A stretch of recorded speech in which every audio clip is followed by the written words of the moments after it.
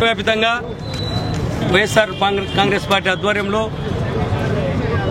ఈ పెంచిన విద్యుత్ ఛార్జీలకు వ్యతిరేకంగా రాష్ట్ర ప్రభుత్వం పేద ప్రజలపైన మోపిన పెను భారాన్ని తొలగించాలని చెప్పి అనేక కార్యక్రమాలు ఏర్పాటు చేయడంలో భాగంగా ఈరోజు ఈ ప్రజా తీర్పు ప్రజా బ్యాలెట్ అనే కార్యక్రమం ఈ జమ్మడు పట్టణంలో ఏర్పాటు చేయడం జరిగింది. ఈ రాష్ట్ర ప్రభుత్వం ఎన్ని దాదాపు సర్ఛార్జీల పేరుతో అయితేనేమి కరెంటు ఛార్జీల పేరుతో అయితేనేమి వేల కోట్ల రూపాయలు ఈరోజు రాష్ట్ర ప్రజలపైన ఈ భారాన్ని మోపడం జరిగింది. దానికి నిరసనగా గత 5వ తేదీ నుంచి వైఎస్ఆర్ పార్టీ ఆధ్వర్యంలో విజయమ్మ గారి అధ్యక్షతన మేమంతా కూడా ఎమ్మెల్యేలు ఎమ్మెల్సీలు కూడా నిరాహార దీక్ష చేయడం జరిగింది.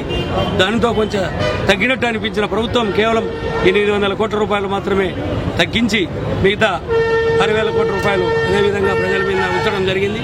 దాన్ని తగ్గించాలని చెప్పి రేపటి రోజున బంధు కార్యక్రమం కూడా అన్ని పార్టీల ఆధ్వర్యంలో మరి ముఖ్యంగా వైఎస్ఆర్ పార్టీ కాంగ్రెస్ పార్టీ గారు కూడా బంధు పిలిపివ్వడం జరిగింది. అదేవిధంగా రేపటి రోజు రాజశేఖర రెడ్డి గారు తన ప్రజా ప్రస్థానం పేరుతో పాదయాత్ర